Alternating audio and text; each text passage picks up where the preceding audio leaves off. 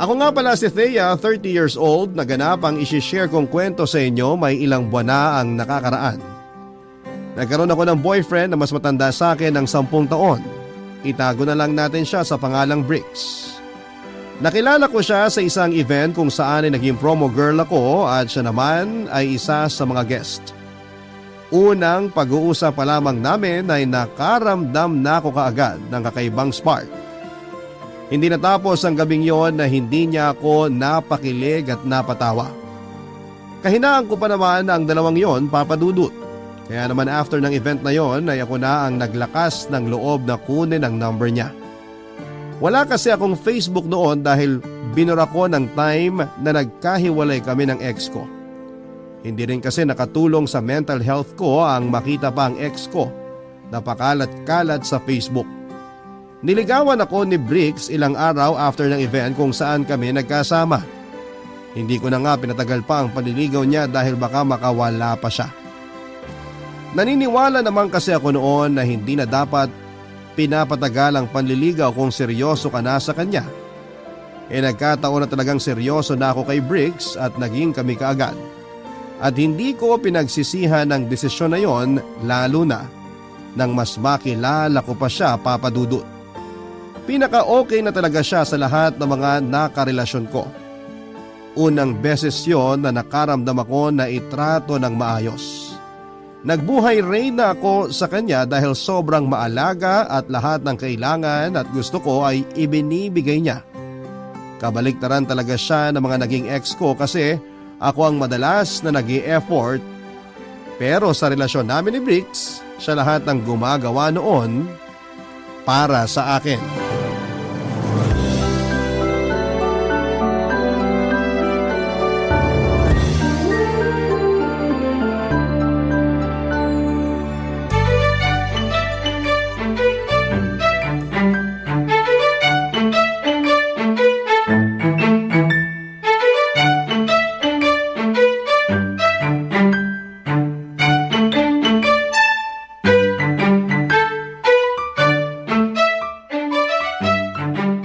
Sorry, hindi ko kaagad nasagot yung tawag mo. Nakaidlip kasi ako sa sopa.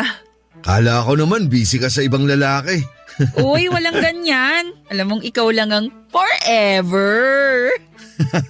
Biro lang naman. May tiwala naman ako sa'yo. Dapat lang. Alam mo namang patay na patay ako sa'yo eh.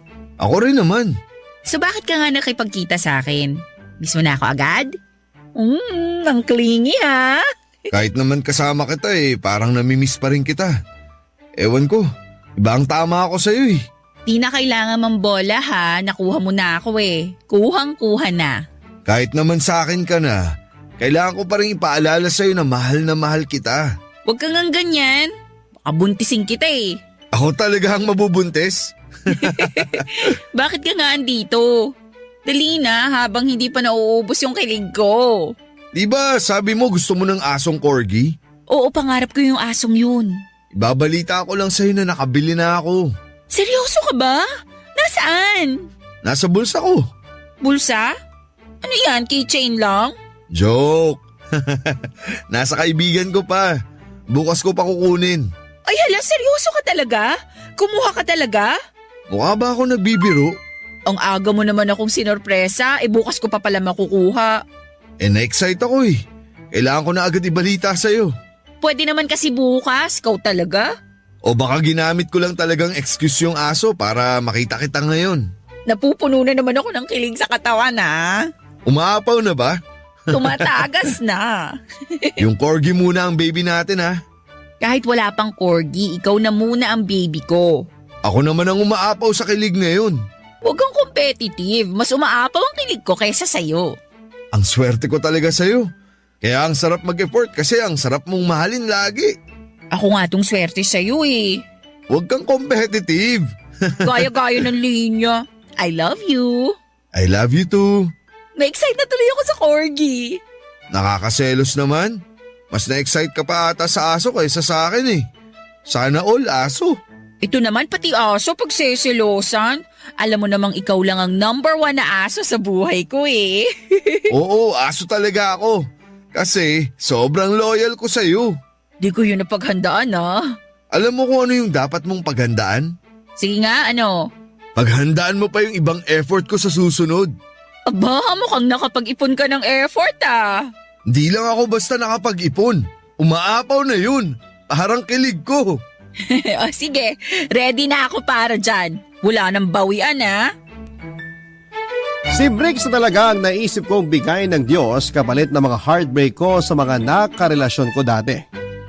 Feeling ko naman noon ay deserve ko si Briggs dahil sa dami ng pinagdaanan ko sa mga maling lalaki. Nakapitong karelasyon na ako sa past at lahat yon ay hindi nag-workout. Aminado naman ako na may pagkakamali ako sa mga relasyong yon. Pero mas grabe ang ginawa nila sa akin. Lahat ng 7 nakarelasyon ko na yon kung hindi nag-effort ay niloko lang ako. Yung iba nga after akong makuha ay nakipag-break sa akin tapos sasabihin na kung pwedeng maging casual fling lang muna raw dahil hindi pa sila ready sa pakikipagrelasyon. Nainis at nabastusan ako roon dahil nga gusto nilang mag-benefit sa akin lalo na sa katawan ko. Tapos ayaw nila akong bigyan ng label. Kaya naman sinabi ko sa sarili ko na balang araw ay mahahanap ko rin ang tamang lalaki para sa akin. At yun na nga papadudot dumating na si Briggs na matagal ko nang ipinagdarasal. Totoo nga yung pagminahal mo ang sarili mo ay saka naman ibibigay ng universe ang tamang tao para sa'yo. Ganon kasi ang nangyari sa amin ni Briggs. Nakwento ko nga yon sa aking best friend na si Iya, naging kaklase ko sa college si Iya at doon nagsimula ang friendship namin papadudot. Siya rin ang naging witness sa lahat ng pain na naranasan ko mula sa mga nakaraang relasyon ko. Kaya naman nung nakilala ko si Briggs, agad ko nang nakwento kay Iya ang tungkol sa kanya. Siyempre very supportive noon si Iya sa akin dahil gusto na niyang mahanap ko ang tamang lalaki para sa akin. Sinabi nga niya na gusto na niyang makarelate ako sa buhay may asawa. Meron na kasing asawa si Iya at napakaganda ng love story nila. Kaya naman pinagdasal ko sa Diyos na sana'y maranasan ko rin ang naranasan ni Iya pagdating sa love life. At nangyari na ngayon sa tulong ni Briggs.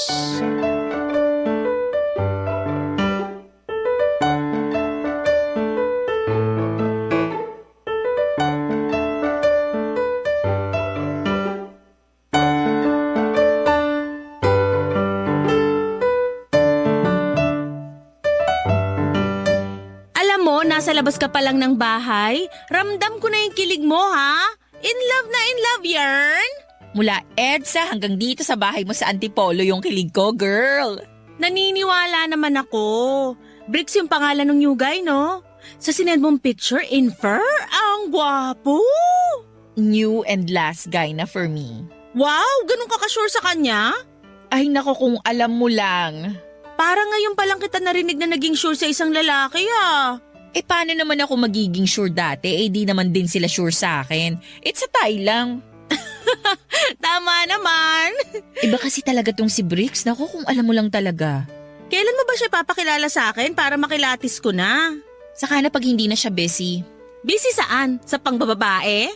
Ay, wag mo akong pinag-overthink. Umiiwas na ako dyan. Magandang impluensya naman pala talaga yung si Briggs sa'yo. Siya lang pala ang makakatanggal ng pag-overthink mo eh. Gusto kong magbago para sa kanya. Ay, true love na yan, girl! Oo rin. Alam mo bang binilan niya ako ng corgi? Aso ba yun? Hindi, peanut butter siya. Ito nakakainis! Oo nga, aso. Di ba mahal yun? Oo, kaya nga nagulat talaga ako na binilhan niya ako. Nagkwento lang ako isang beses na pangarap kong magkaroon ng corgi. Tapos bumili siya agad? Agad-agad. Nako, kaya mo bang sustentuhan yung pangangailangan ng aso na yon? High maintenance yung mga may breed na aso, ha? Alam ko naman, saka si Briggs naman na magpo-provide ng pagkain at pang-vet ng aso. Wow, parang legit na padre de pamilya, ha? Anak niyo na yon? Parang gano'n na nga, pang-testing namin kung pwede kaming maging magulang. Siya pwede na maging tatay. Ikaw, medyo konting effort pa. Grabe ka naman! Joke lang! Ready ka na ba sa ganong buhay? Yung maging asawa at nanay? Mula nung nakilala ko si Bricks, oo. Iba talaga ang Thea ngayon. Sobrang in love. Totoo kaya, ayoko nang pakawalan pa si Bricks dahil siya ang perfect guy for me. Ay, sana kahit tumagal kayo hindi siya magbago. Kahit magkabilbil ka o maging losyang, mahal ka pa rin. Dapat lang. Yung kahit magkaroon kayo ng maraming anak, dapat mahal at priority ka pa rin. Iya? Okay ka lang? Sorry, medyo may pinagdadaanan lang kasi kami ng asawa ko. Bago ata yan ah. Kailan pa? Matagal na. Hindi ko lang sinasabi kasi nahihiya ako. Paano puro ako post sa Facebook na masaya kami pero sa totoo lang, puro kami problema ngayon. Hindi ko na alam kung magtatagal pa kami ng 1 taon. Ano ba yan? Sana hindi muna ako nagkwento sa'yo tungkol sa relasyon ko. Napasama ko pa ata ang loob mo eh. Girl, sana maayos nyo pa yan. Sayang ang 10 years na relasyon ninyo. Ayos lang, ano ka ba? Masaya nga ako para sa'yo kasi finally nahanap mo na yung perfect guy for you. Sana lang talaga hindi siya magbago at maging consistent yung pagmamahal niya sa'yo kahit na marami nang nagbago sa'yo. I'm sorry, Thea. Nasira ako patuloy yung moment mo. Niyakap ko si Eya dahil sa nalaman ko, Papa Dudut. Naramdaman ko ang lungkot sa kanya habang magkayakap kami. Nakilala niya noong college kami ang napangasawa niya, sila pa nga ang inidolo ko pagdating sa relasyon dahil sobrang ma-effort yung guy para kay Eya. Minsan nga habang nasa trabaho kami ay nagpadala ng maraming rosas at chocolates yung asawa ni Eya sa kanya. Take note lang po, ordinary day lang po yon pero akala mo ay may okasyon nang nagpasabog ng effort si Guy. Ayaw ko na lang i-mention ang pangalan ng asawa ni Eya dahil naiinis ako sa kanya.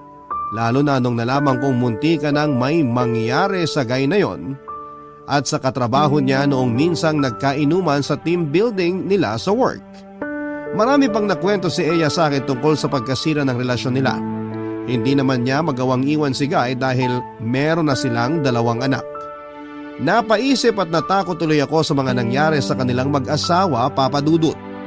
Naisip ko na paano kaya kung tumagal kami ni Briggs at mangyari din yon. Ma-effort si Briggs tulad ng napangasawa ni Eya, pero anong nangyari? Ayaw ko na noon na mag-overthink pero hindi ko mapigilan ang sarili ko dahil nga masyado na akong nahulog kay Briggs. Nakaplano na ako ng future kasama siya at hindi ko mapigilang makaramdam ng takot kung sakali mang hindi matuloy ang plano na yon, Papa Dudut. Sinikap kong tanggalin sa isipan ko ang takot at nag-enjoy lang sa piling ni Briggs. Naisip ko rin kasi na hindi makakatulong ang pag-overthink dahil baka makasira pa yon sa magandang simula namin ni Briggs. Kaya naman nagtiwala na lamang ako sa kanya at sa plano ni Lord para sa amin.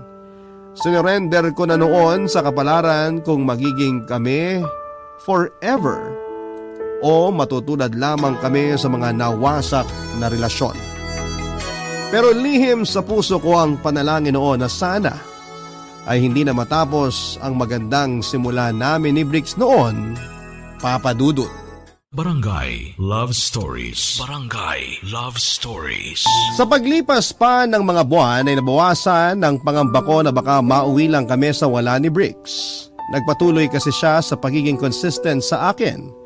Kaya wala akong ibang oras para magduda pa, Papa Dudut. Nag-effort na rin ako magtiwala para hindi ko maisip na mauuwi lang muli sa walang relasyon na meron kami. Sunuklian ko lahat ng mga ginagawa niya para sa akin para hindi naman siya mag-isip na di worth ang mga effort na ibinibigay niya sa akin. Lahat ay ginawa ko para sa kanya na hindi ko inakalang magagawa ko. Lahat ng mga bagay na natakot akong gawin sa mga nakarelasyon ko dati ay hindi ginawa ay ginawa ko sa kanya. Ganun ko noon kakampante na kasama si Briggs, Papa Dudut, dahil alam kong kailangan kong isugal ang lahat pagdating sa kanya. Naramdaman ko kasi na sa pagsugal ko sa relasyon namin ay alam kong panalo ako. Papadudot wala na ako masyadong in-expect pa kay Bricks para magpatuloy ang masayang relasyon namin. Yun kasi ang naging problema ko sa mga ex ko. Masyado kong tinaasan ang expectations ko sa kanila kaya siguro'y nalunod sila at natakot. Iniwasan nila ako hanggang isang araw ay nawala na yung gana nila sa akin. May nagsabi sa akin na kapag nalulunod daw ang isang lalaki sa expectations ng isang babae ay kusa silang tumitiklop at nawawala. Ayaw ko naman na gano'n ang mangyari sa amin ni Bricks. Kaya hindi ako naghangad ng kahit na ano na alam ko at ramdam kong mahihirapan siyang abutin. Natuto ako mag-adjust sa kung ano man ang kaya niya lamang ibigay sa akin. Kaya lang sa mga pinapakita at inaabot niya sa akin ay na-feel ko na kaya niyang gawin lahat kahit yung mga imposible. Perfect guy na talaga noon si Bricks. Para sa akin, Papa Dudut.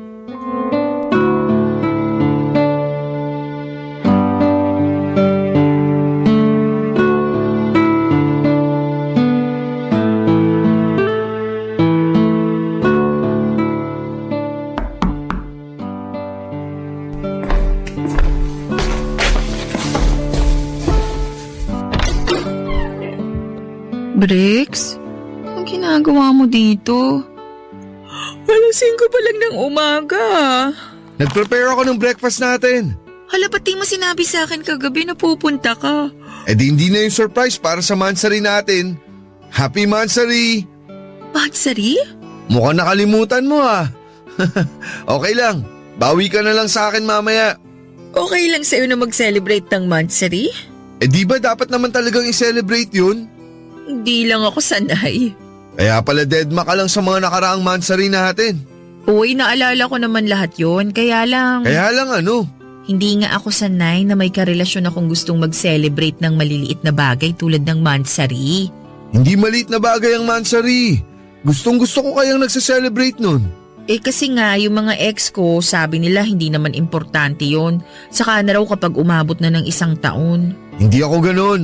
Araw-araw kitang isa-celebrate. Bola! Hindi ah. Gusto ko lang makita mo na di pare-pareha sa mga lalaki. Nako, sana nga. Wag na lang nating ituloy itong ganitong usapan. Baka masisipa ako sa mga ginawa sa'yo ng mga ex mo. Kain na tayo? Ano ba yung dala mo? Tosino at itlog. Tapos may danggit. Gusto ko yan lahat. Hanggang prito lang ang alam ko eh. Sorry. Hala, ikaw nagluto? Akala ko in-order mo lang. Ipagyayabang ko tong niluto ko. Di man kasing sarap ng mga natikman mo. Pero sana ayos lang sa'yo. Kahit maglasang uling pa yan, kakainin ko yan. Mahal kita. Mas mahal kita. Mas mahal na mahal kita. Makikikumpit ka na naman ba sa pagmamahal? Huwag mo nang balakin. Mas nangingibabaw ang pagmamahal ko sa'yo. After kitang ipagluto ng tosino at danggit, mas grabe pa rin ang pagmamahal mo kaysa sa akin? O sige, sa ngayon ikaw ang panalo. Kung bakit naman kasi ang hilig mo makipagkompetensya pagdating sa pagmamahal eh. Di ba pwedeng mahal lang natin yung isa't isa? Di na importante kung sino yung mas? Oo na po, sorry na. Ang hirap lang kasing sukatin tong love ko sa'yo eh. Grabe ka. Para tayong mga teenager sa usapan natin. Kabog natin sila. Papasukin mo na kaya ako para makakain na tayo. Bricks? Ano yun? Nakalimutan kong sabihin. Ang alin? Happy Mansari! Mahal kita sa lahat ng buwan sa kalendaryo. Mas lalong tumamis tong tosinong niluto ko ah. Tara na, kain na. I love you so much. I love you too. So much. Nakangiti ko siyang pinapasok sa loob ng bahay. Hinawakan pa niya ang mga kamay ko at hinigpitan ko ang kapit. Pakiramdam ko noon ay parang nasa pelikula ako at kami ang mga bida. Inayos ko ang mesa habang siya naman ay mabilis na inilabas ang mga pagkaing dala niya. Nagpaalam ako sa kanya na magpapalit muna ng damit dahil nakapantulog pa ako. Sinabi ko rin sa kanya na kung pwedeng mahintay niya ako ng ilang minuto para makapag-shower man lang ako dahil kagigising ko lang. Pinigilan niya ako at saka hinalikan sa noo. Sinabi niya kung ano man daw ang itsura ko ng mga oras na yon ay gusto niya. Namula ang mga pisngi ko sa papuri na yon at yon ang unang beses na may nagsabi sa akin ng ganon. Hindi ako nakaayos, may muta pa ako at magulo ang buhok ko pero nakita niyang maganda pa rin ako. Nawala tuloy ang kalahati ng insecurity ko sa sarili ko. Naupo na kaming pareho at saka sabay na kumain ng almusal na inihanda niya. Sa pagpapatuloy noon ng relasyon namin, Papa Dudut, ay marami pang ginawa si Bricks na hindi ko inakalang matatanggap ko. Lagi talaga siyang may bagong sorpresa noon at hindi ko alam kung paano niya i-maintain yon kapag umabot na kami ng ilang taon. May mga umagang bigla na lamang siyang kumakatok noon sa bahay para ayain ako mag-travel. Madalas ay nagpupunta kami noon sa beach para masilayan ang bagong gising na araw habang nagtsatsa. Payapa ang puso ko noon sa piling ni Bricks at yun naman ang pinangarap ko una pa lamang. Marami nang nangyaring hindi maganda sa akin sa nakaraan.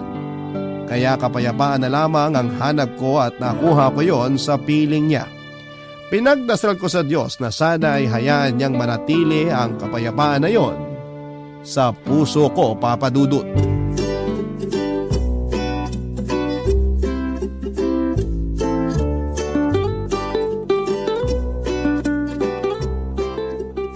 Grabe lang. Bakit? Malapit na pala tayong mag-isang taon. Wow, nagbibilang na siya. Kahit segundo sinasama ko sa bilang. Ako, alam mo kung ano yung binibilang ko? Ano? Yung bawat dasal na natupad sa akin mula nung nakilala kita. Wag kang ganyan, naiiyak ako. Totoo nga. Ako rin na. Alam mo bang halos di na ako nagdadasal dati? Napagod na kasi ako Paano ba naman kasi lagi na lang walang natutupad sa mga dasal ko.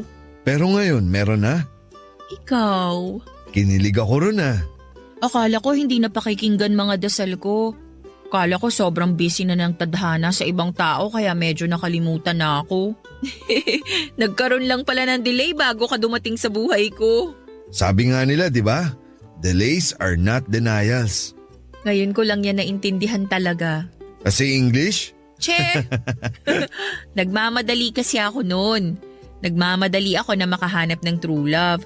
Kasi pagod na akong napupunta lagi sa maling tao. Puro na lang trial and error. Nakakasawa na. Tapos ngayon? Ngayon, andito ka na. Naiintindihan ko na kung bakit kinailangan kong maghintay kasi niluluto pa ng Diyos yung perfect love story para sa akin. Ang tamis naman! Mas tumamis ang buhay ko mula nang dumating ka. Diabetic na nga ata ako Ang alam ko, next week pa ang mansari natin pero gusto ko na sanang ibigay to sa'yo ngayon. Di na ako makapaghintay. Seryoso ba? Ikaw kasi, ang sweet ng mga sinabi mo. Di ko tuloy mapigilang ma-inlove sa'yo lalo. Nagsabi lang ako ng nararamdaman ko. At thank you, kasi ngayon lang ako nagkaroon ng karelasyon na very vocal sa nararamdaman niya. At ngayon lang ako nagkaroon ng karelasyon na kayang patunayan sa akin na hindi lahat ng lalaki sasaktan lang ako. Thea?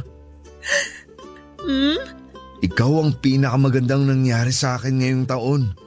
Kung pahihintulutan ng Diyos, ikaw na rin ang magiging pinakamagandang mangyayari sa akin sa mga susunod na dekada ng buhay ko. Huwag kang ganyan, naiiyak na ako.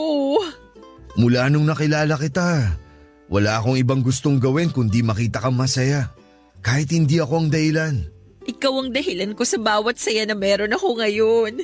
Kaya nga pinag-ipunan kong bilhin tong ibibigay ko sa'yo ngayon. Dahil alam ko karapat dapat ka para dito. Ito na ba yun? Thea, mahal kita. At sana hanggang sa pagtulog ay alam mo yun. Wala akong ibang gustong gawin kundi ang makasama kang tumawa sa mga bagay na nagpapasaya sa'yo. Nandito ako lagi. I love you. I love you too. Kaya inaabot ko sa itong pulang maliit na kahon. Buksan mo. Ikaw na para makita mo. Akin na nga. Ang tagal kong hinintay to. Buksan mo na. Ikaw? Mahal yan. Binili ko pa sa Singapore yan. O sige na, isukat mo na. Isang pares ng hikaw ang inabot ni Brick sa akin na nakalagay sa maliit na pulang kahon. Inakala kong singsing yon at aayain na niya akong ikasal. Napansin niyang nakatitig lamang ako sa higaw kaya kinuha niya yon sa akin at saka nilagay sa mga tenga ko. Nabigla ako sa sarili ko dahil masyado ako nag-expect na singsing ang laman ng pulang kahon na yon. Kahit sino naman siguro papadudod, hindi ba? Noong nailagay na niya ang hikaw sa mga tenga ko ay pinagmasdan niya ako at natakot ako na baka makita niyang desmayado ako. Kaya abot hanggang tenga ang peking ngiti ko. Hindi naman niya napansin na nalungkot ako lalo na noong nagpasalamat ako sa kanya at sa kaniyakap.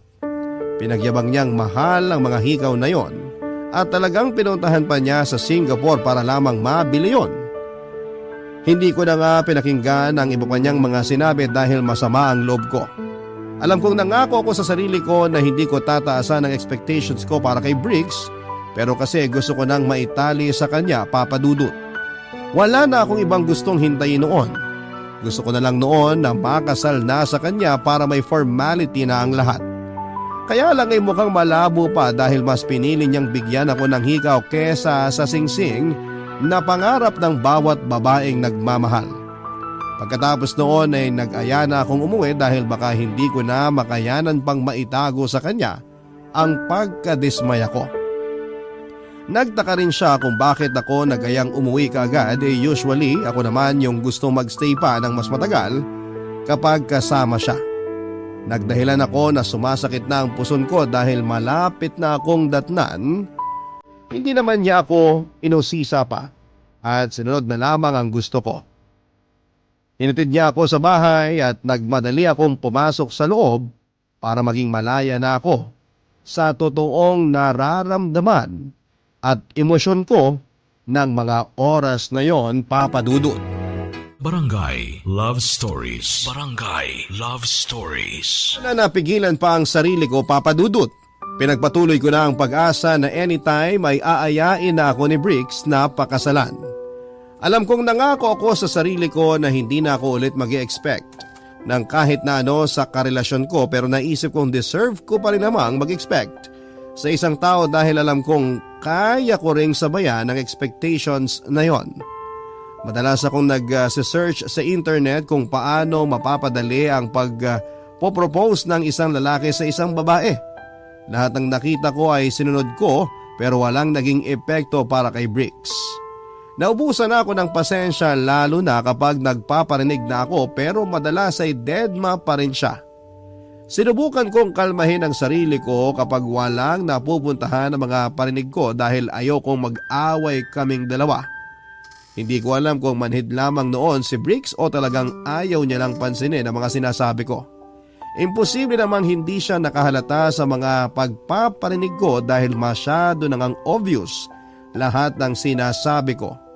Sa tuwing magkasama kami ay wala akong ibang ginawa kundi ang magpasaring sa kanya. At siya naman ay nakagagawa ng paraan para pasimpleng ibahin ang usapan. Nagkaroon tuloy ako ng kutob na baka hindi pa siya ready noon. Kaya nga ako nainis kasi ako ay ready na para sa kasal. Nasa tamang edad naman na kaming pareho pero bakit hindi pa niya maintindihan noon na kailangan na naming gawin yon. Hindi naman ako nagsawang iparating sa kanyang mensahe na gusto ko talagang maitali sa kanya. Hanggat hindi niya ako diretsang sinasabihan na ayaw niyang magpakasal, ay hindi ako titigil sa pagpaparinig. Yon ang pinangako ko sa sarili ko.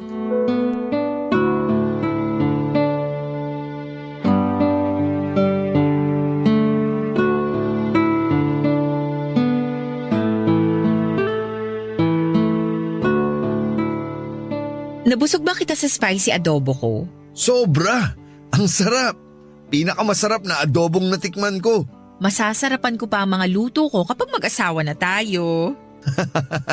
Paabot naman ng tubig, please. Narinig mo ba yung sinabi ko? Oo naman. Ay, gatas na lang pala. Ano? Gatas na lang yung iabot mo sa akin. Huwag na yung tubig. Mas nakakatanggal ng anghang ang gatas eh. Alam mo ba yon? Oo, nasabi mo na yan sa akin last week. Alam mo bang mahilig ako sa gatas? Kahit kailangan akong magising gatas ang iniinom ko kaysa kape. Hayaan mo kapag mag-asawa na tayo, lagi kitang aabutan ng gatas kahit ilang litro pa yan. Paabot na ng gatas, please. Maanghang na sa dila eh. Ay, sorry. Teka, salinang kita sa baso.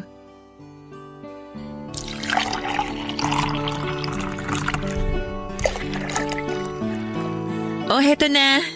Thank you ah. Masyado akong maalaga, no? Oo, the best ka sa pag-aalaga. Ganyan talaga yung mga babaeng nasa 30 na. Ha? Nasa tamang edad na kasi kami para mag-alaga at mag-asawa. Wala naman sa edad yan. Yung pag-aasawa? Yung pag-aalaga. Ako nga 12 anyos pa lang ako pero ako na yung nag-aalaga dati sa first girlfriend ko. Mantakin mo yun? 12 pa lang ako Nagkaroon na ako agad ng girlfriend. Ikaw ba? Ilang taon ka nung una ka nagkaroon ng boyfriend? 15 years old ako noon. Nakakamiss yung puppy love, no? Oo, pero mas gusto ko yung ganitong klaseng love. Yung parang sa atin, hinog na at pwede nang pitasin. Parang mangga lang napipitasin?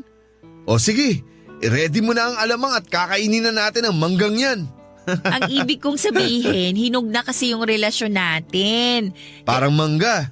Parang pwede nang mag-settle down, ganun. Paabot naman ako ng tissue. Hindi mo pa ba nakikitang hinog na ang relasyon natin?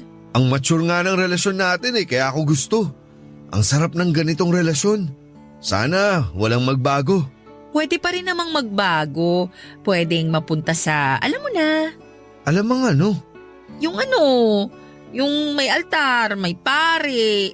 Para tayong nagpipinoy henyo nito Tao ba to? Pwede. Masaya ba to? Oo. Tayo ba to? Oo. Alamang? Ito naman nakakainis Joke lang. Ikaw naman masyadong mainit ang ulo mo lately Napansin mo pala. Bakit naman di ko mapapansin? Pag mahal mo ang isang tao, napapansin mo lahat sa kanya. Ah, talaga? Bakit hindi mo mapansin kung ano yung gusto kong tumbukin sa mga sinasabi ko sa'yo? Thea, Bakit? paabot nga ulit ng gatas. Maanghang pa rin Gusto ko nang sakalin noon si Bricks dahil parang nananadya siyang hindi pansinin ang mga sinasabi ko. Kahit nga siguro bata maintindihan ang nais kong puntuhin noon. Bumigat tuloy ang nararamdaman ko dahil parang hindi naman ako gustong pakasalan ni Bricks. Kaya lang ayokong madala ang mood na yon na posibleng makasira sa magandang relasyon namin. Kaya naisip ko na baka humahanap lang ng tiyempo si Bricks. Baka nakaredy na siyang mag-propose pero gagawin lang niya yon kapag hindi ako nag-e-expect masyado. Sensitive din kaya si Bricks kaya alam ko noon na nakakahalata na siya sa mga sinasabi ko. Pero pinili lang niyang deadmahin para siguro ay masurpresa ako. Bigla akong kinilig sa naisip kong yon. Kaya naman nabuhayan ako ng loob. Hindi na muna ako magpaparinig at hinihintay ko na lamang na sumapit ang araw ng pagpo-propose niya sa akin. Kaya lang ay lumagpas na ang 1 taon ang relasyon namin pero wala pa rin siyang ginawa. Kaya naman nagbalik na ako sa pagpaparinig para naman ma-realize niyang gusto ko na talagang magpakasal. Hindi kasi kaya ng mga babae ang diretsang magsabi ng nararamdaman namin kaya madalas ay puro lamang kami parinig. Hindi ko pinalipas ang 1 buong araw nang hindi nagpaparinig kay Bricks tungkol sa usapang kasal. Yun nga lang ay ganun pa rin ang reaksyon na nakukuha ko sa kanya noon. Madalas ay puro change topic ang nangyayari sa amin at hindi naman kaya ay tatawa na lamang siya para matapos na noon ang usapan tungkol doon. Nahiya lang talaga akong diretsahin siya dahil gusto kong manggaling sa kanya mismo ang proposal, Papa Dudut. Yun nga lang ay talagang nainip na ako at kakambal ng pagkainip na yon ang inis. Nahalata sa akin yon ni Bricks, Papa Dudut.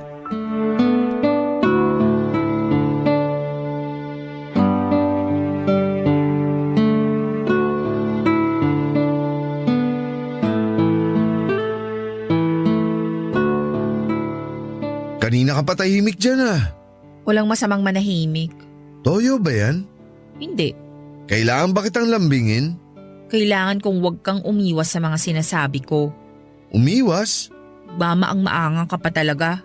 Hindi ko mag-gets, sorry. Okay, diretsahan na ha. Bakit ka ba umiiwas pag usapang kasal na? Hala? Tignan mo na. Ay, okay, sige, sasagot na ako. Sorry kung umiiwas ako. Kasi ayaw mo akong pakasalan? Hindi Hindi lang muna sana ngayon. Kung pwede, maghintay ka muna. 1 taon pa lang naman tayo. Di natin kailangang magmadali. Marami tayong oras para magpakasal. Enjoyin muna natin to. Kung pareho naman na tayong sure sa isa't isa, so bakit di na lang tayo magpakasal ngayon? Kasi gusto ko mapaghandaan yung proposal ko sa'yo. Yung magta-trending sa Facebook. Ayaw mo ba yun? Wala rin naman akong Facebook, hindi ko yun ma-appreciate. Kahit simpleng proposal at kasal lang naman, okay na ako eh. Gusto mo mag-ambag pa ako sa gagastusin mo sa proposal?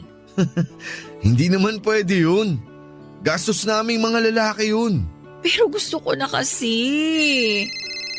Ay, teka, tumatawag si Iya. Sagutin ko lang to tapos balik tayo sa usapang kasal ha? Sure. Sakto, may tatawagan din ako.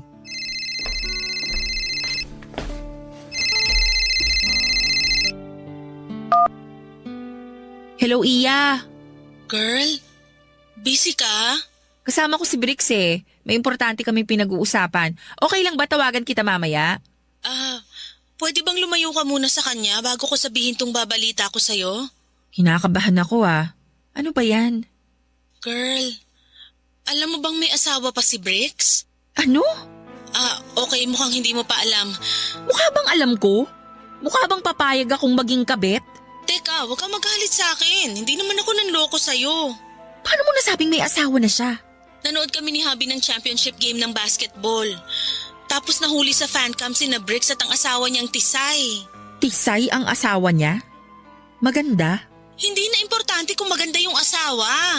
Ang importante rito, nalaman mong may asawa yung Brix na manloloko na yan. Baka naman kapatid niya o pinsan. May magkapatid bang naghahalikan? Sa pisngi o noo? Sa labi! Baka naman... Huwag mo nang ipagtanggol. Gusto mo i-send ko sa'yo yung video ngayon para makita mo eh. Pasend sa email ko. Tawagan kita ulit. Bye.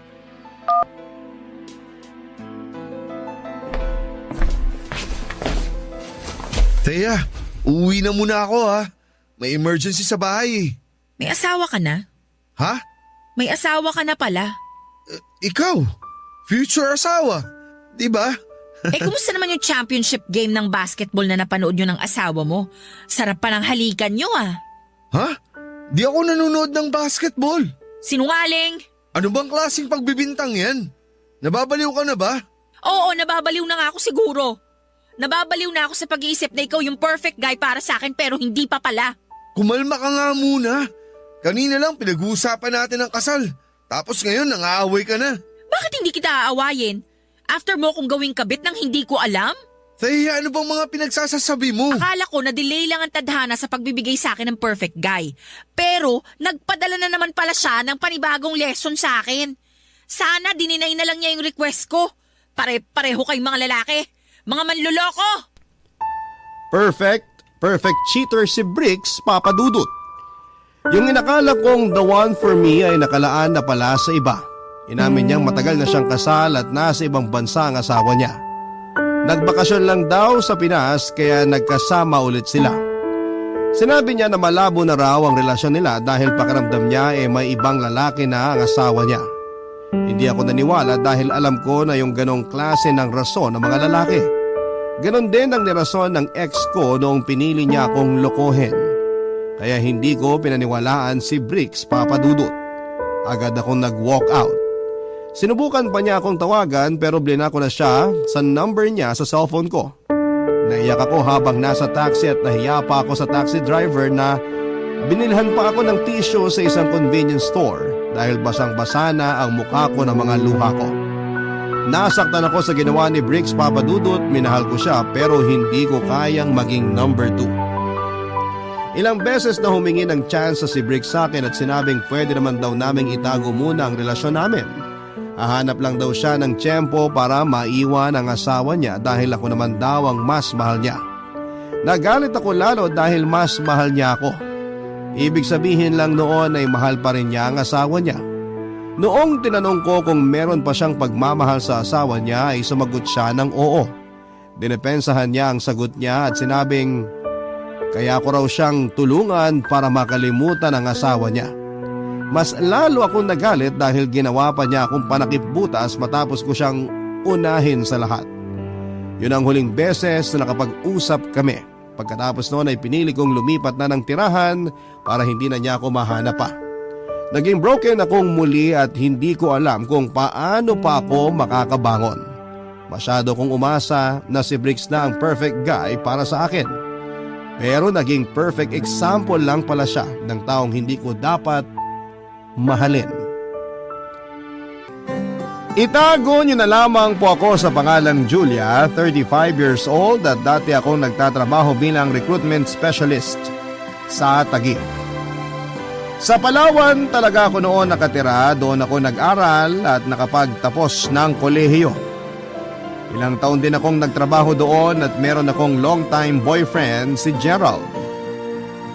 College pa lamang kami nang maging boyfriend ko siya at marami kaming mga naging plano. Hanggang sa mag-decide ako na magtrabaho sa Maynila at kaagad naman akong nakahanap ng trabaho dito. Papadudot kasama sa mga plano namin ni Gerald ang dapat na pagsunod niya sa akin sa Maynila. Ang plano pa nga namin ay dito na kami magsisimulang bumuo ng aming pamilya. Dito na kami bibili ng sarili naming bahay at uuwi na lamang kami sa Palawan para magbakasyon. Naniniwala kasi ako noon na mas magandang buhay at trabaho namin dito sa Maynila. Kaya lang isang masamang balita ang nakarating sa akin. Yon ay nang malaman ko ang biglang pagpanaw ng boyfriend kong si Gerald. Nabagsakan daw siya ng mga scaffolding sa building na pinagtatrabahuhan niya na naging dahilan ng kanyang pagpanaw, papadudot.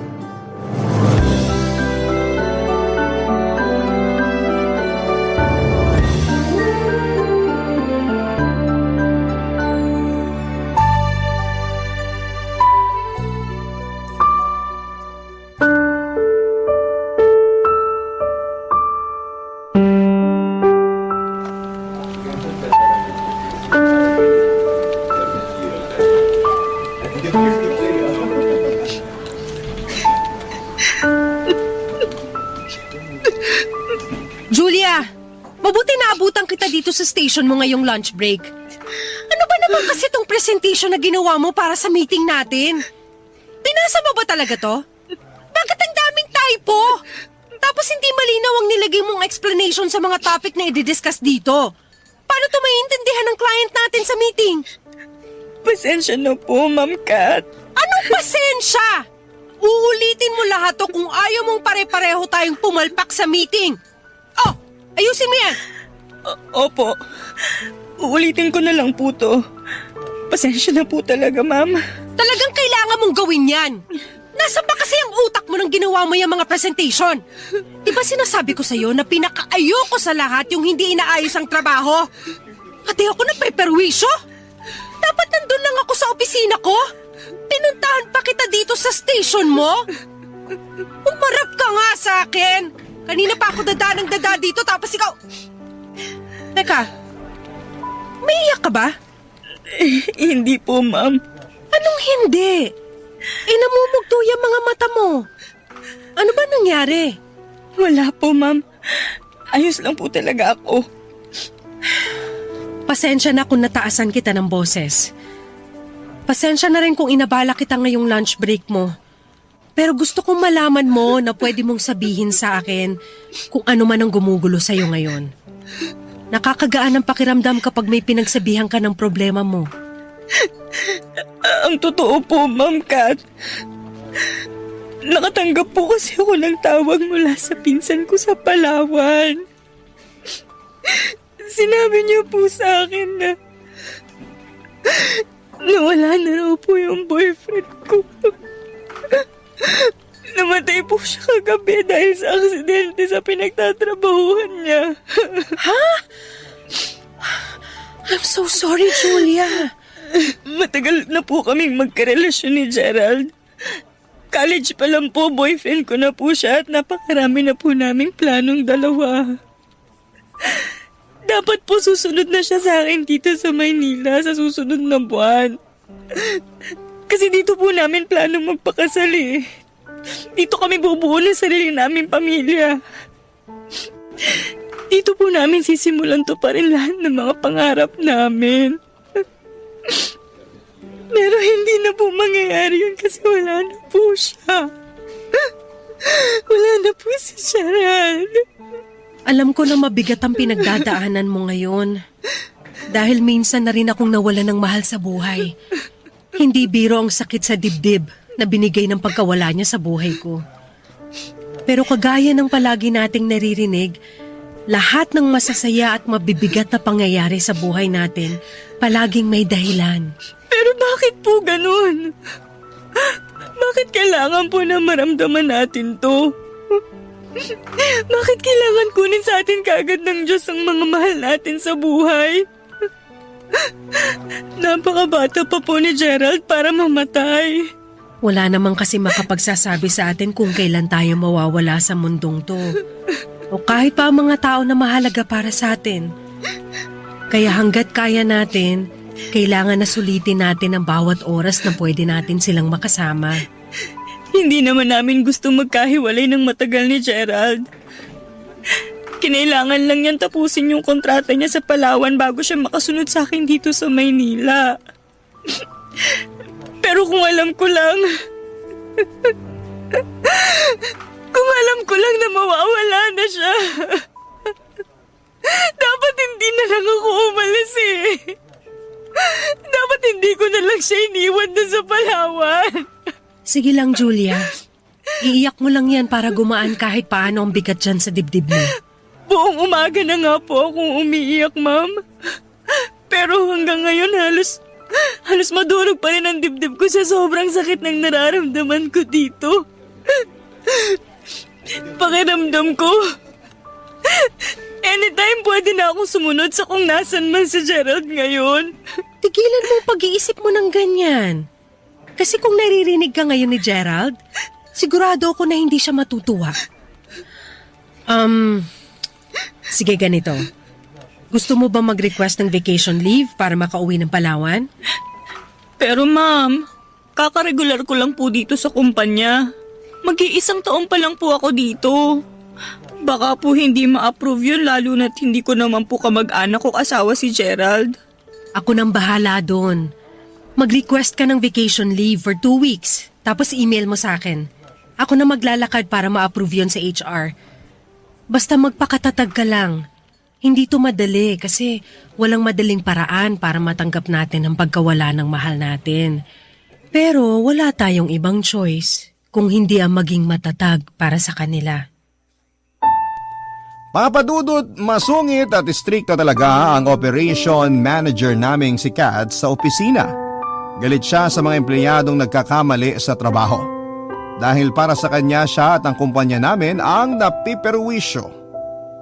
Halos lahat nga kami ay inis sa kanya kasi kapag nagpapasa kami ng mga report o presentation sa kanya, para sa meeting namin ay palagi na lamang negative comment ang ibinibigay niya sa amin. Para bang hindi na siya nakakita ng tama sa ginagawa namin. Ni minsan ay hindi kami nakarinig ng kahit na anong papuri mula sa boss namin. Pero nang araw na makita niya akong umiiyak sa station ko ay parang ibang Kat ang nakausap ko noon, papadudot. Oo, masungit ang bungad niya sa akin at alam ko na sermon talaga ang aabutin ko dapat dahil sa kapalpakan na ginawa ko. Pero sa unang pagkakataon ay nakita ko yung soft side ng personality niya. Sa paraan ng pakikipag-usap at payo niya sa akin. Nagulat pa nga ako noong isuggest niya na mag-vacation leave daw muna ako para makapunta sa burol ng boyfriend ko. Alam ko kasi na naiinis siya kapag may mga absent o naka-vacation leave sa office namin kasi mas tatambakan kami ng trabaho. Kaya naman nakauwi ako ng Palawan noon at nakapunta sa burol hanggang sa libing ni Gerald. At nang bumalik ako sa trabaho mas naging maayos na ang pakikitungo sa akin ni Kath at may mga oras din na sabay kaming nagla-lunch o nagkakape sa break time. Marami rin kaming napagkwentuhan tungkol sa buhay at lumipas pa ang mga linggo at buwan. Nagsimula na kaming maging malapit sa isa't isa, papadudot.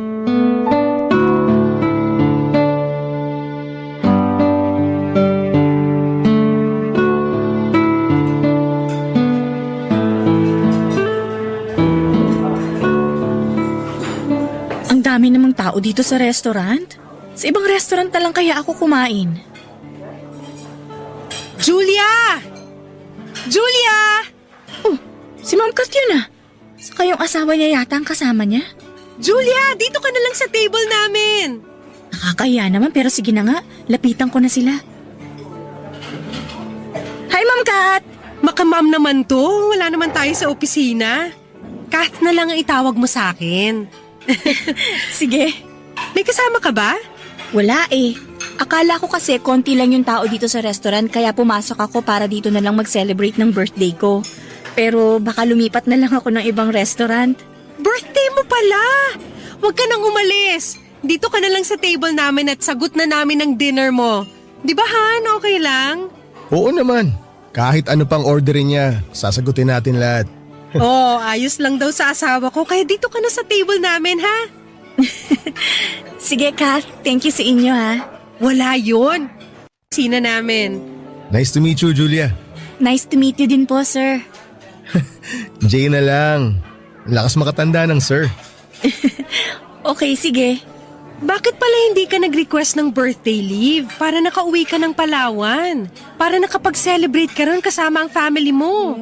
Konti pa lang kasi yung leave credits ko kaya hindi ko muna ginamit. Tsaka mas gusto ko na ma-convert yun sa cash para may dagdag sa sweldo ko pagdating ng December. Malaki rin kasi ang magagastos ko pag umuwi ako ng Palawan. Sa bagay, mas gusto ko rin naman magtrabaho na lang sa opisina kaysa mamasyal kasi dagdag gastos pa yun. Pero masaya rin naman mamasyal, lalo na kapag kasama mo yung taong mahal mo. Siyempre naman Han, tama ka dyan. Naku, yung general manager natin sa opisina tumatawag. Sabado ngayon ah. Bakit tumatawag siya kahit wala tayong pasok sa opisina? Malamang tungkol na naman to sa trabaho. Sasagutin ko lang to, babalik ka agad ako.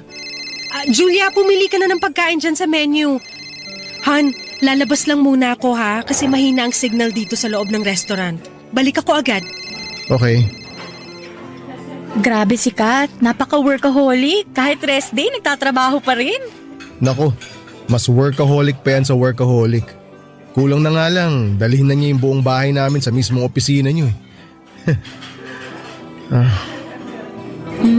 Ayos ka lang? Oo naman, ayos lang ako. Bakit mo na itanong? Para kasing ang lalim ng buntong hininga mo. Ang lalim ng hugot. Napansin mo pala. Minsan kasi nakakasawa na rin yung ganito eh. Yung magkasama nga kami ng asawa ko pero ayun siya oh. Umalis na naman para sagutin yung tawag na tungkol sa trabaho niya. Palagi na lang siyang ganyan eh. Mas may oras pa siya sa trabaho niya kaysa sa akin na asawa niya. Sorry. Medyo naging seryoso na yata ako sa mga sinasabi ko. May napili ka na ba sa menu na gusto mong kainin? Wala pa pero ito, titingin na ako. Papadudot na alala ko noong makarating ako sa Palawan at makita ko sa unang pagkakataon si Gerald na wala ng buhay sa kanyang kabaong ay halos mahimatay talaga ako sa matinding sakit sa dibdib na nararamdaman ko noon. Hindi kasi ako makapaniwala na wala na yung lalaking pinapangarap kong makasama sa buhay. Ang dami pa kasi naming plano at akala ko ay lahat yon ay magkasama naming matutupad. Pero hindi na pala. Sa 4 na araw na burol ni Gerald ay palagi akong nasa bahay nila. Sa tabi ng kabaong niya, Papa Dudut. Gusto ko na iparamdam sa kanya ang presensya ko at magkasama pa rin kami sa huling sandali ng katawan niya dito sa lupa. Nang mga oras ding yon, madalas akong chinachat at tinatawagan ni Kath para kumustahin. Nagwo-worry daw kasi siya sa akin at sinabi niya rin na kapag kailangan ko ng kausap, palagi raw bukas ang linya niya para matawagan ko siya. Papa Dudut. Barangay Love Stories. Barangay Love Stories. Papa Dudut, alam ko noon na may asawa na si Kath. At yon ang unang pagkakataon na nakilala ko si Jay. Nahihiya rin talaga akong makijoin sa table nila kasi nga ay parang date nilang dalawa yon tapos ay sisingit pa ako. Mabuti na lang talaga at mabait din si Jay na kausap. Nilibre pa nga nila ako mag-asawa ng dinner para sa birthday celebration ko, Papa Dudut. At kahit na ilang beses na umalis si Kath sa table namin dahil sa mga kausap niya sa cellphone niya, ay nag-enjoy pa rin ako kasi maraming kwento noon si Jay. Papa Dudut, doon ko mas nakita kung gaano ka-workaholic na tao si Kath. Kasi kahit sa dinner date nilang mag-asawa ay dala niya pa rin ang trabaho niya. Napapailing na nga lang si Jay sa tuwing sasagutin ni Kath ang tawag o text sa kanya na may kinalaman sa opisina. Tapos nakwento rin ni Jay na ganoon daw talaga si Kath mula sa opisina namin, Papa Dudut.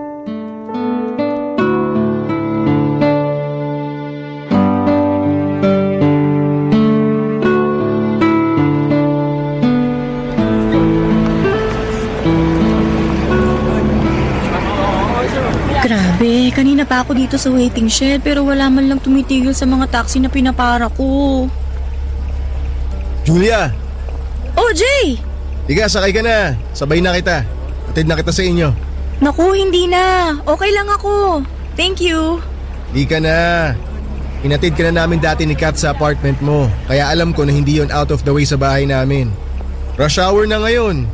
Mahihirapan ka na makakuha ng taxi. Kaya tara na. Sige na nga.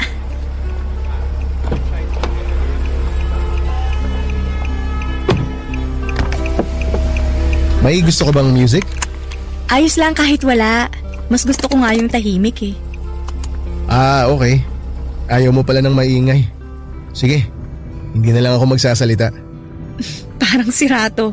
Siyempre, ayoko rin namang mapanisan ng laway kung pareho tayong tatahimik sa buong biyahe. Sa bagay, tama ka dyan. Baka pag uwi ni Kat galing Singapore, hindi na niya ako i-kiss kasi bad breath na ako. Ewan ko sa'yo. Pero ang galing talaga ni Kat, no? Matalino na, masipag pa sa trabaho. Kaya siya yung palaging pinapadala ng mga client namin sa ibang bansa para mag-train ng supervisor sa bagong account namin dun. Kasi malaki ang tiwala sa kanya ng mga boss namin. At sa sobrang galing nga niya sa trabaho niyo, nakakalimutan niya na may asawa pa siya na nag-i-exist sa buhay niya. Hindi naman ganun yun, Jay. Ginagawa lang naman niya yun para sa future niyong dalawa. Hindi yan ang dahilan niya, Julia, kung bakit siya nagpapakasubsob sa trabaho. Kasi alam ko na ginagawa yun ni Kath para hindi niya maalala yung tungkol sa anak namin. Anak? Oo. Hindi ba naikwento ni Kath na nagkaroon kami ng anak? Hindi. Wala siyang kahit na anong nababanggit tungkol dun. Nagkaroon kami ng anak pero nawala rin siya kagad sa amin. Pinagbuntis siya ni Kath. At 8 months na yung baby sa tiyan niya nung makunan siya. Na-imagine mo yun? 1 buwan na lang. Maririnig na namin yung iyak ng baby namin pero hindi nangyari. Kasi kinuha agad siya sa amin ng langit. Sobrang na-depress yung asawa ko noon nung malibing yung anak namin. Muntik na nga rin siyang ma-ospital eh. Pero pagkalipas ng ilang buwan, nakita ko na lang na unti-unting bumabalik sa dati si Kath. Bumalik siya sa trabaho, nagtrabaho, hanggang sa ayun. Ginawa niya ng mundo ang pagtatrabaho. At ginawa niya yun para makamove on sa pagkawala ng anak niyo? Oo, ganun na nga. Nakakalungkot lang kasi dapat dalawa kaming sabay na nagmo-move on eh. Dapat nagtutulungan kami na makausad. Kaya lang, nagkaroon siya ng sarili niyang paraan para makapag-move on siya. Hindi niya napansin na naiwan na ako mag-isa na pilit kinakain at tanggapin na wala na yung baby namin. Pero ayos na rin yun. Kesa nakikita ko siya na kagaya ng dati na sobrang nahihirapan.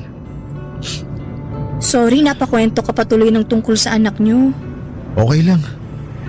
Kasi alam ko naman na kailangan kong gawin to eh. Gusto ko nga mag-thank you sa'yo eh.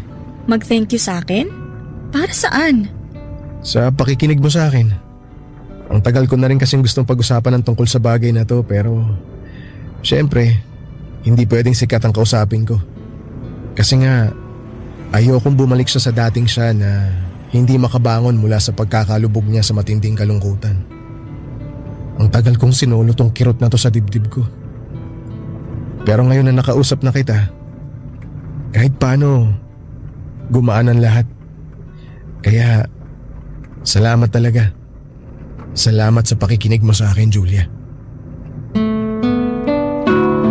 Papadudot, ramdam ko ang lungkot sa tono ng boses ni Jay habang nagkukwento siya ng tungkol sa relasyon nilang mag-asawa. Naramdaman ko na naging kampante na rin siya noon sa akin, kaya naman nakwento niya na matagal na rin siyang may tampo kay Kath. Hindi niya raw maramdaman ang presensya nito bilang asawa. Yun pala yung binanggit ni Kath noon na nawala na mahal niya sa buhay. Akala ko'y kamag-anak niya lamang pero anak pala niya mismo, anak nila ng asawa niya. Papadudod, sinabi ni Jane na naiintindihan niya naman na nasaktan si Kath ng sobra sa pagkawala ng baby nila. At pakiramdam niya sa trabaho binuhos ni Kath ang oras para hindi maalala ang masakit na pangyayaring yon. Kaya nga lang, papadudot, kasabay noon ay parang nakalimutan na rin daw ni Kath na may Jay pang nag-i-exist sa buhay nito. Na pareho silang mag-asawa na nawala ng anak. Pero naiwan siyang nakabitin pa rin sa ere dahil hirap sa pagtanggap na wala na ang anak nila. Hindi niya lang pinapakita kay Kath para hindi ito maapektuhan. Ramdam ko na medyo naluluha na siya noon habang nagsasalita, papadudot. Kaya naman niyaya ko na rin siyang magkape nang may makita kong coffee shop na madadaanan namin. Yon ang simula ng pagiging magkaibigan namin ni Jay, papadudot. May mga oras na tinatawagan niya ako kapag weekend para itanong kung gusto ko raw ba na kumain sa labas o magkape. Nainip raw kasi siya sa bahay, tapos naka-rest day overtime pa si Kath, kaya wala raw siyang kasama.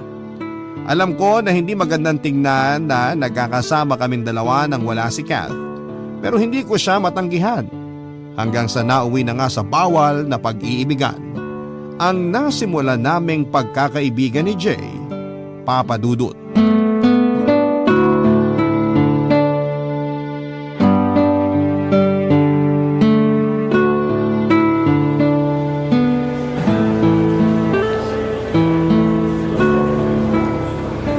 Sorry, ngayon lang ako nakatawag sa'yo.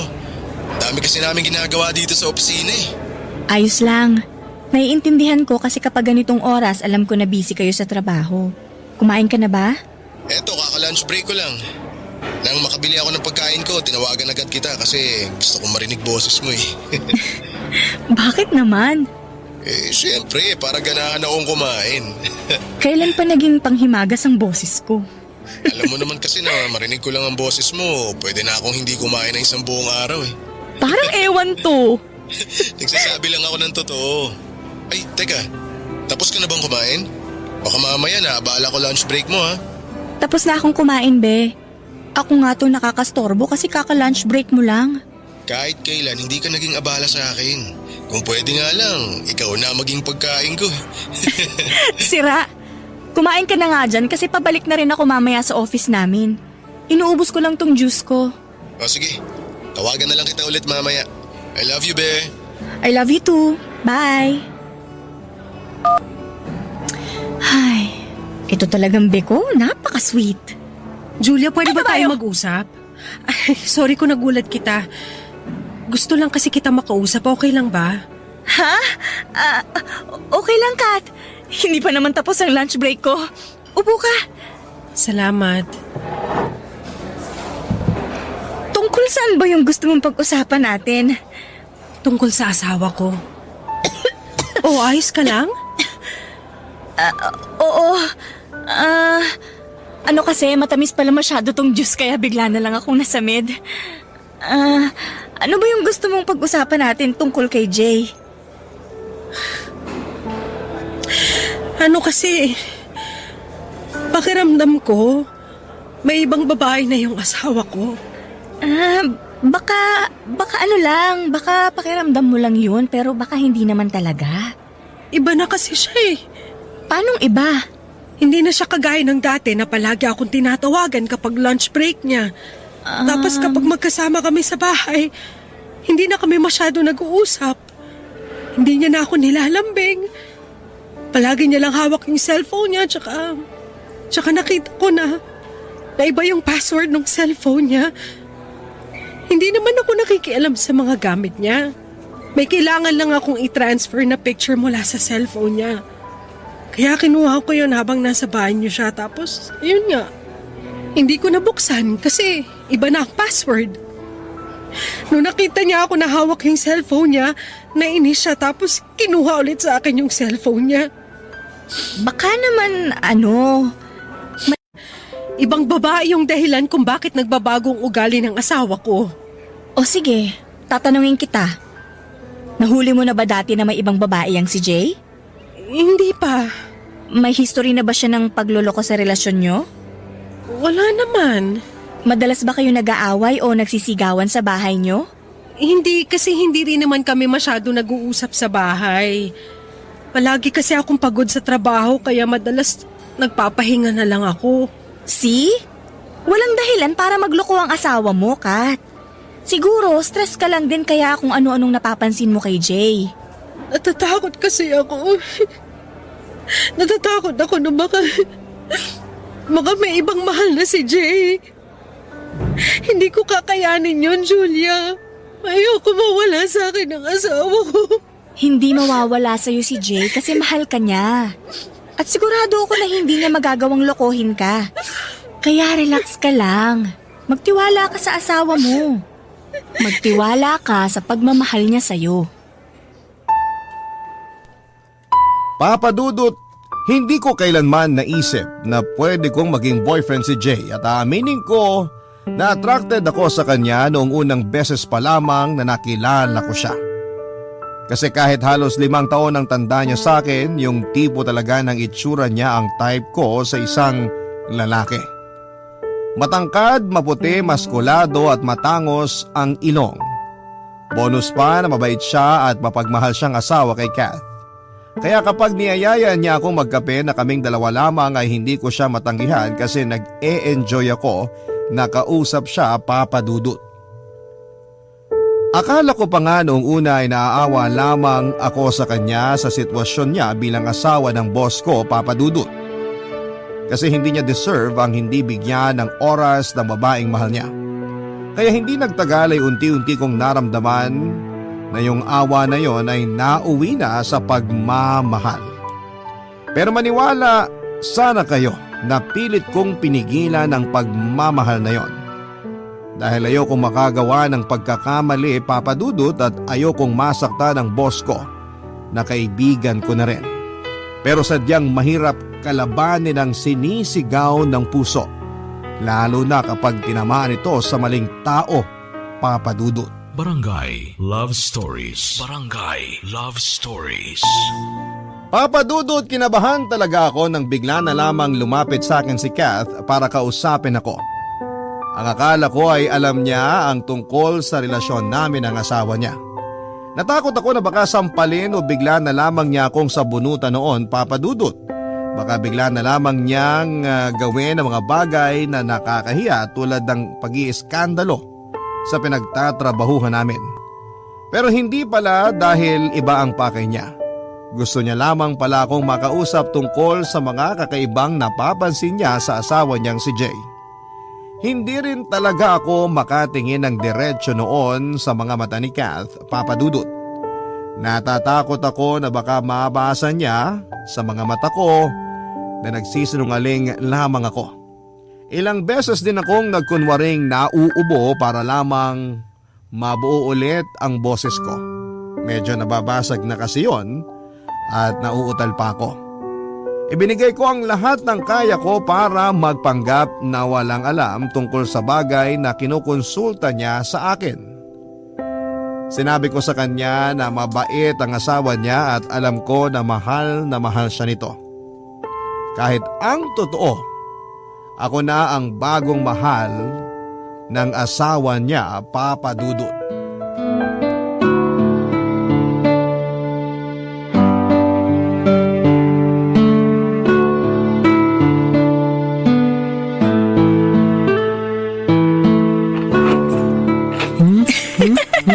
Be, wag mo naman ako halikan dyan sa batok ko. Nakikiliti ako. Hindi ko tuloy mapasok tong susi dito sa doorknob. Ano ba? Nanggigigil na kasi ako sa iyo eh. Sandali lang. Mas lalo tayong hindi makakapasok ng kwarto kapag hindi ko nabuksan tong pinto. Ayan, bukas na.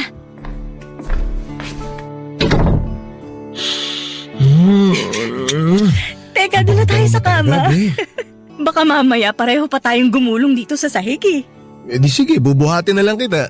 Ay, ano ba yan, be? Nagulat naman ako sa pagbuhat mo sa akin. Gusto ko lang buhatin ang reyna ng buhay ko.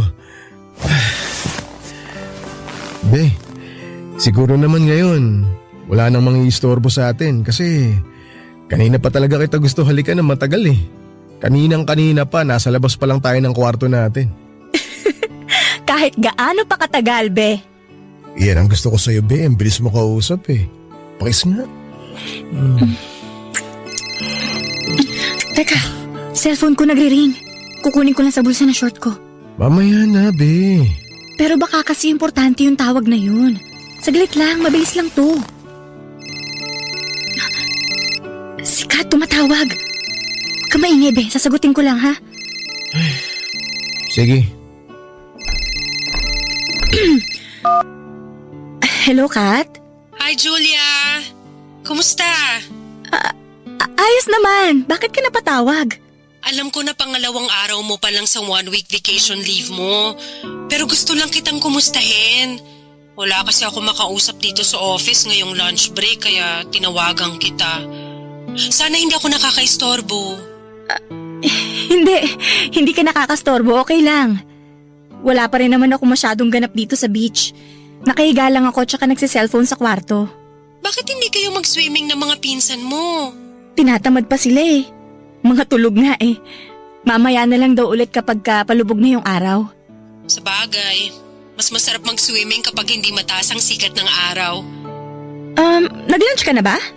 Kakabili ko lang ng food ko pero wala akong ganang kumain. Bakit naman? Hanggang ngayon kasi, hindi man lang tumatawag sa akin si Jay.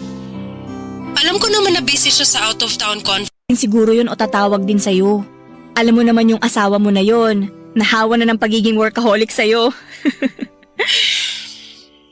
Ngayon alam ko na ang nararamdaman niya kapag wala akong oras sa kanya nang dahil sa trabaho ko. Kapag nakauwi na talaga siya, babawi ako sa kanya.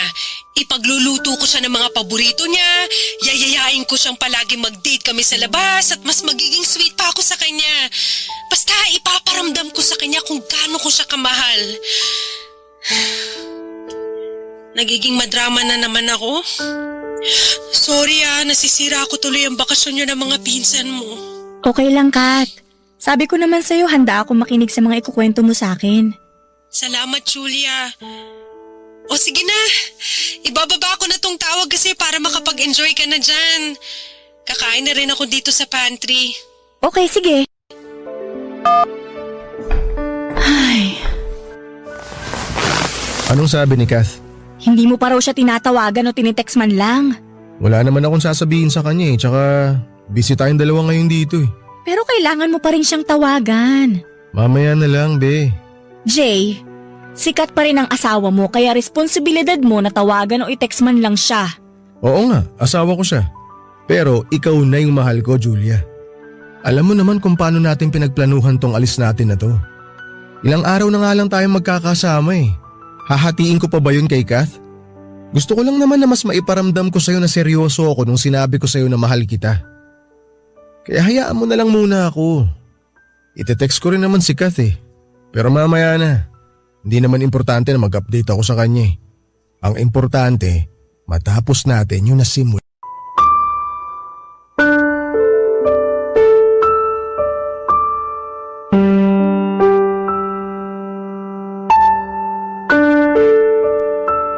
Papadudot, umabot na noon ng halos ilang buwan ang relasyon namin ni Jay. At mas lalo naman kaming naging malapit ni Kath sa isa't isa. Komportable siya na sinasama nila ako minsan ni Jay sa mga date nila lalo na at alam niya na mag-isa lamang ako sa Maynila. Pero ang hindi niya alam ay nagbabakasyon kami ni Jay ng kaming dalawa lamang. Kagaya na nga lamang noong mag-request ako ng vacation leave na kaagad na inapprove ni Kat. Dahil ang sabi ko ay mga pinsan ko ang kasama ko. Tapos nagpaalam naman si Jay sa asawa niya na may out of town conference siya. Halos 1 linggo kaming nagpakasarap na maamin ang lahat ng gusto namin bilang magkarelasyon.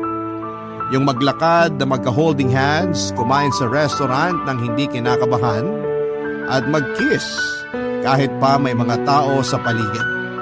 Mas naiparamdam ni Jay sa akin kung gaano niya ako kamahal.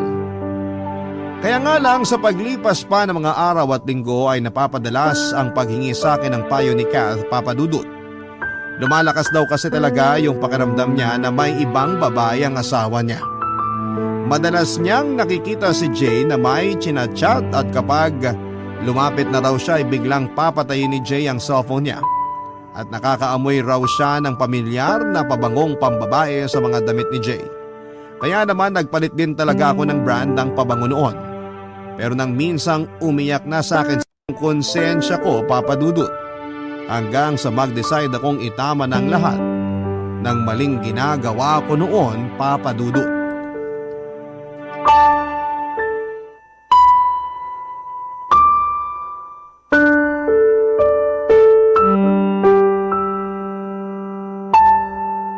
Jay, Anong wala, Julia? Hindi ko maintindihan. Ano bang nangyayari sa'yo? hindi pa ba malinaw ang lahat? Anong ibig mo sabihin? Yung sinabi mo na gusto mo nang tapusin ang lahat sa ating dalawa? Oo. Pero bakit? Anong bakit? Kailangan ko ba talagang i-explain kung bakit? Siyempre, kailangan mo i-explain sa akin. Hindi naman kasi pwedeng sabihin mo na lang na break na tayo sa text lang eh. Na walang kahit na anong dahilan. Okay, fine. Gusto mo ng dahilan? Sige. May asawa ka, kasal ka, at boss ko lang naman ang asawa mo. O ngayon, sapat na bang dahilan yon o kulang pa? Mahal kita, Julia. Umalis ka na. Hindi ako aalis. Di mo ba ako narinig? Mahal kita. Hindi pa ba sapat na dahilan yon para ipagpatuloy natin yung relasyon nating dalawa? Jay, hindi mo ba talaga naiintindihan? Hindi na nga natin pwedeng ituloy to kasi may asawa ka na. Kahit mahal natin ang isa't isa? Oo, kasi mulat sa pulpa, mali na ang lahat sa ating dalawa. Kaya please lang, umalis ka na. Tigilan mo na ako kasi… Bakit ba ang tigas mo? Bakit bigla mo nalang pinipigilan yung sarili mo? Ba't pinipigilan mo yung nararamdaman mo para sa akin? Dahil naaawa na ako kay Kat.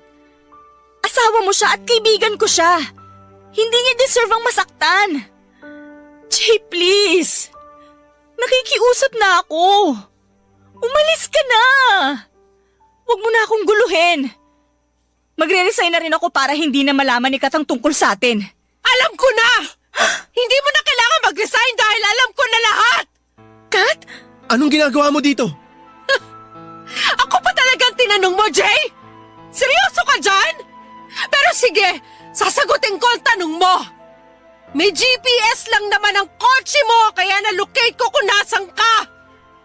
Ako naman ang magtatanong, anong ginagawa mo rito sa bahay ng recruitment specialist ko, Jay?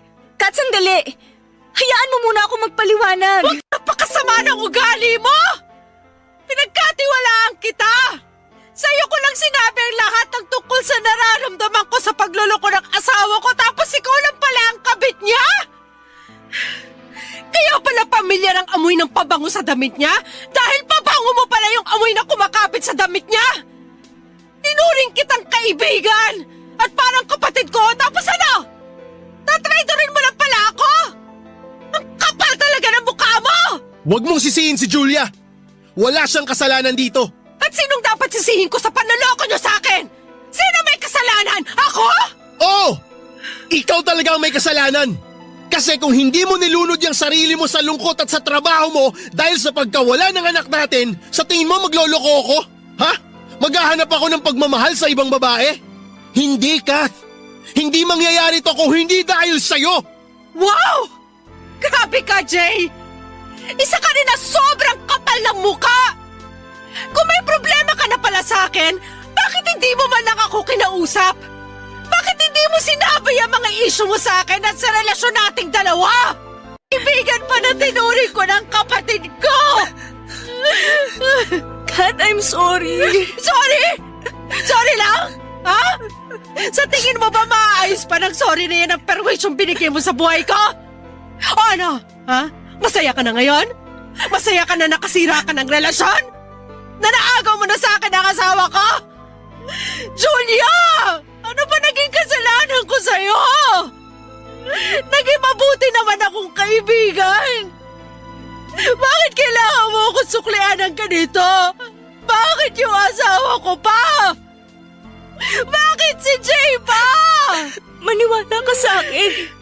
Hindi ko naman sinasadya lahat ng to. Hindi ko lang talaga... Hindi sinasadya, pero may ilang buwan ka para sabihin sa akin na tungkol sa relasyon yung dalawa. Pero hindi mo ginawa! Hindi mo ginawa kasi masama ka! Plastic ka at wala kang kwentang kaibigan! Kaya magsama kayo na manloloko ka sa...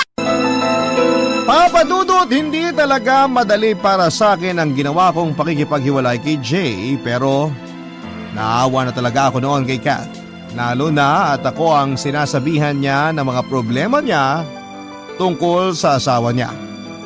Umiiyak siya nang sabihin niyang nagsisisi na siyang pinabayaan niya ang relasyon nilang dalawa. Nasaktan lamang daw siya sa pagkawala ng anak nila, kaya naman sinubsob niya ang sarili niya sa pagtatrabaho. Pero hindi niya raw gusto na mawala ng oras sa asawa niya at hindi niya gustong mawala ang asawa niya sa kanya. Papa Dudut, tinanong din ako ni Kath noon kung may nakukwento raw ba si Jay sa akin na tungkol sa ibang babae. Alam niya raw kasi na close na rin kaming dalawa at syempre wala akong kahit na anong sinabi sa kanya. Nagpayo lang ako na baka mali lang ang hinala na ibinibigay niya kay Jay at sinabi ko na naniniwala akong maaayos pa nila ang relasyon nilang dalawa. Sinabi ni Kath na sana nga raw ay maayos pa talaga nila dahil hindi niya raw kakayanin na mawala si Jay sa kanya. Nawala na raw siya ng anak, kaya baka mamatay na raw siya kapag pati si Jay ay mawala sa kanya. Labis pa siyang nagpasalamat sa akin kasi palagi raw akong nakikinig sa mga problema niyang paulit-ulit lang naman daw. Sinabi niya rin na napakaswerte niya na nakilala niya ako dahil tinuring niya raw ako na parang tunay niyang kapatid. Doon ako tuluyang nilamon ang konsensya ko, Papa Dudut, kasi trinaydor ko hindi lamang ang boss ko, kung hindi ang tao na tinuturing ko na parang parte na ng buhay niya. Kaya naman kahit mahirap ay sinimulan ko nang iwasan si Jay, Papa Dudut. Umiyak ako sa apartment kapag hindi ko sinasagot ang tawag niya. Kapag nagsisinungaling ako na may lakad ako sa tuwing aayain niya ako na mag-date kami. At kapag pinaparamdam ko sa kanya na ayoko na. Hanggang sa mag-send ako ng isang text message sa kanya kung saan ay tinatapos ko na ang relasyon naming dalawa. Ayoko na kasi siyang makausap o makita pa, Papa Dudut. Kasi baka bumigay lamang ako at makipagbalikan pa sa kanya. Siguro right timing na rin yung pagdating ni Kath noon at yung nalaman niya na ang babaeng umaagaw sa atensyon at pagmamahal ng asawa niya ay ako. Oo, nasaktan ako ni Kath emotionally and physically. Pero alam ko na deserve ko yon at kulang pa nga para sa mga nagawa kong kasalanan sa kanya. Kaya naman kinabukasan din ay kaagad na ako nag-file ng immediate resignation. Hindi na ako naglakas pa ng loob na kausapin si Kath at tuluyan ko na ring pinutol ang anumang komunikasyon namin ni Jay. Tama na yung minsang nagkamali ako at sapat na yung mga oras na pinagsaluhan namin para sa kasalanang nagawa namin. Papadudot na lamang ko mula sa dati kong kaopisina na muling nagkaayos sina Jay at si Kath. Ngayon na halos 4 na taon na ang nakakaraan mula nang mangyari ang lahat ng ito ay nakita ko sa Facebook nila na may 2 na silang anak. Nakakatuwa lang na naging maayos pa rin ang relasyon nila sa bandang huli. Naka-move on na rin ako at totoong masaya ako para sa kanila. Minsan kasi ang paraan para mas mabilis kang makapag-move on ay yung tanggapin ang lahat ng pagkakamali mo. Pati na yung katotohanan na kailanman ay hindi ka magiging masaya sa piling ng tao na alam mong hindi naman para sa'yo.